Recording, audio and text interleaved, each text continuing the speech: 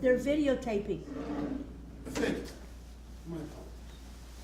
So, learn halacha. The tiknu chachamim, the rabbis instituted litoles yadaim, to wash hands before eating bread. Why? Because we have to get the kohanim, the priests, to be accustomed to wash their hands before they're eating consecrated food, before they're eating the truma. They didn't want to differentiate between the priests that are eating truma, that are eating consecrated food, and Israelim and the non-Kahanim that are not eating consecrated food. And since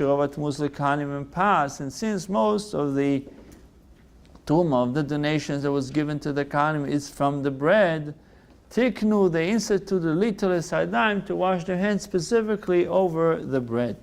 Now, at this time when the Kahanim are not pure, Kahanim Tmeim, we're all impure, tumas mate, the tuma, the impurity of the corpse. And in this time, in our days, we're not eating tuma, we're not eating consecrated food. The takana, the enactment to wash our hands before eating bread, was not nullified, and we're still obligated to wash our hands before. Kedei, why are we doing it? That we should be accustomed to eat in a state of purity. When the Beis Hamikdash is built, we're already there. We are ready. Our hands are pure. All we need is Hashem to sprinkle the water of the red heifer, and that's it. We are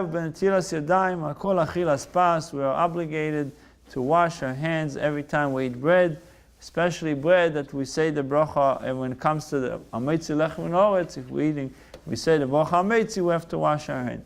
Even if we're eating very little, even if you're eating less than a kazayis, less than an olive's volume, you still have to wash your hands. The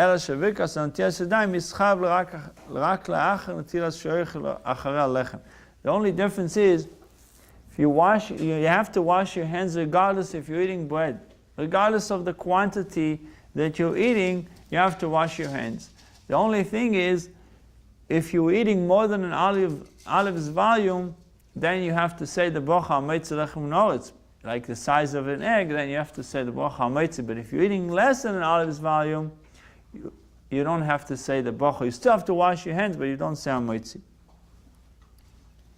What is the volume of an egg? It says it's an egg volume without its shell, without the shell of the egg.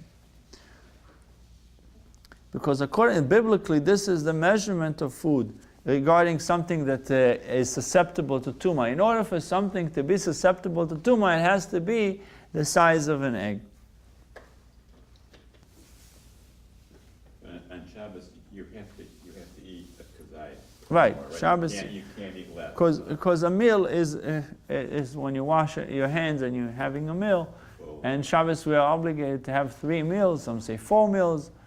And therefore wash your hands and eat bread and say ametzi.